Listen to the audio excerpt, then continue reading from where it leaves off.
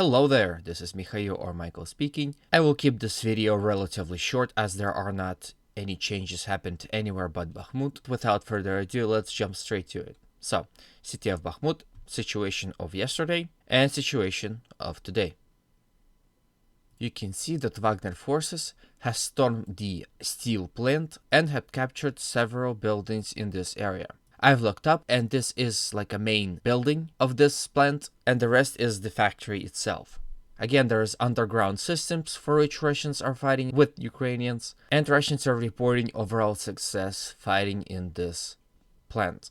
As well as you can see that Russians had attacked over the rivers right here and are attacking Ukrainians from here as well.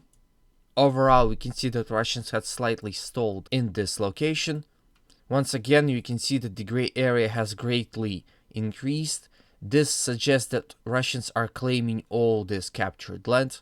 If we are to consider this, it would mean that Russians had already captured about 65% of the city. To the north, Russians are also storming the city. As you can see, this is the situation of 2 days ago, so they had successfully entered the city and started fighting for it. Once again, they are pushing this way. If they are able to capture this road right here, they can use it to their advantage. Here, Russian troops continues to attack toward village of Ivanivske. This map suggests that on this front, there are guards of airborne regiment are fighting here. So basically elite troops. But once again, if we go to a topography map, we can see that there are basically 3 hills and the forest area, so Russians are having a hard time attacking in this direction. From here we go to the north. Russians are continuously fighting towards the village of Hramove as well as Bogdanivka. They are also attacking towards the village of Orekhovo-Vasilivka. But the change happens to Zalishansky. You can see that this is the situation yesterday and this is today. Like I said in the previous video, now that the village is flanked, it would be taken. It's not a big village when it comes to its size, but once again, located in the open field near the forest line, it would mean that this little village had control over the entire area right here. So by capturing this village, Russians had secured their front right here. I'm sure they will stop attacking on this front as they had established a strong defensive position along rivers and forest lines right here, as well as you can see right here. So they have a solid, well-defended, heavily entrenched line. And at this point, I'm sure they will, in the manner of Zalishansky, attack Orekhovo-Vasilivka from 2 directions. Again, it is not a very big village. It's stretched as well along the road right here.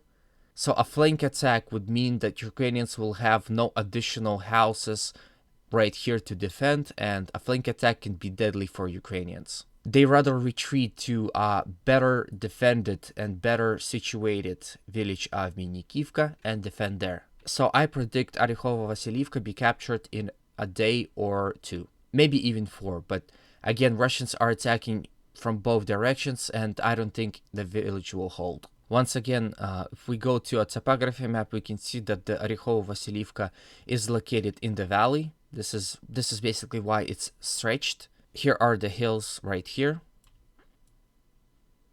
And as you can see, Russians are attacking along the hills. So again, Orekhovo-Vasilivka might fall fairly quickly. Now, I believe that here is where Ukrainian front can crumble even before the fall of Bakhmut, but that's unlikely, by the way.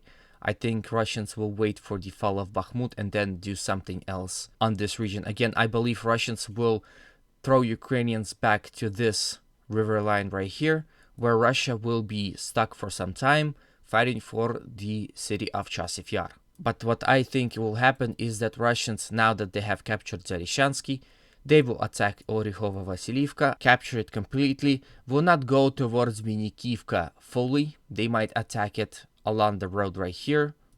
This will be a secondary attack. They will attack in this direction and in this direction to capture the village of Khriharivka. And once the village of Khriharivka will be fallen, they can even attack further on towards village of Kalinikivka and Bogdanivka. And again, this isn't going to be like the only flank attack. Obviously, Russians will support that attack from the main sector. I see a probability for Ukrainian front line to fall completely on this side of this river. But I guess we'll just have to wait and see. From Bakhmut we go to the Seversk and Liman front. As you can see, no changes had appeared. Russians are continuously attacking towards the village of Razdalivka, Vesely and Belokharivka, as well as they are attacking in this forested area towards city of Yampil, and from this direction towards village of Zarichne, and attacking along this entire line. As you can see, here is the road. It connects and supports a number of settlements and villages, and Russians are attacking all along this road. You can see no development had occurred on this location here.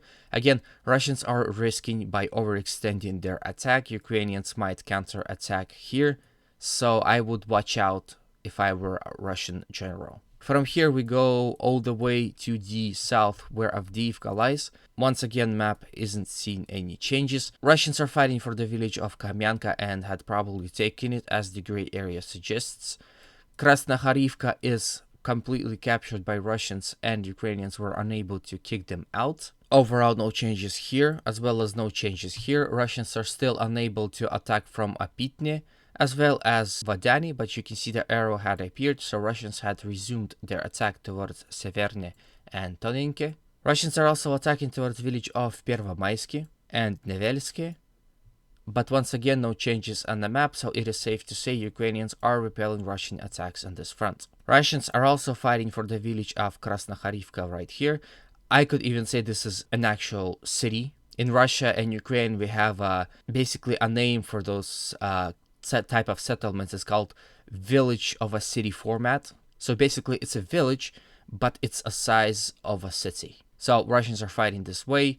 You can see they have developed a battalion here, but nothing much changed. So again, Ukrainians are defending. It's understandable. The city is defended by the river right here, and river right here, and a forest line here. So Russians really have only one vector of attack, and it is straight on. So I believe they will not attack this city straight on. They will develop their flanks first and see where will this go. From here we go to Marinka. You can see no changes had appeared. Russians are unable to capture the village of Pobeda, nor they are able to do anything on this front to establish fire control and flank attack Ukrainian positions in the Marinka itself. Both Russians and Ukrainians are reporting that Russians are storming sectors of the Marinka city in the center with relative success. But overall, Ukrainians are holding on this front. At last we go to Vuhledar, where once again no changes had appeared. Russians are continuously attacking towards the city of Vuhledar itself, shelling it heavily, destroying high-rise buildings, as well as attacking to the mines right here. So this is the end of the video. I hope it was informative enough. Thank you all again for commenting, liking, and subscribing. I hope you all have a good day, and always remember, Russia will be free.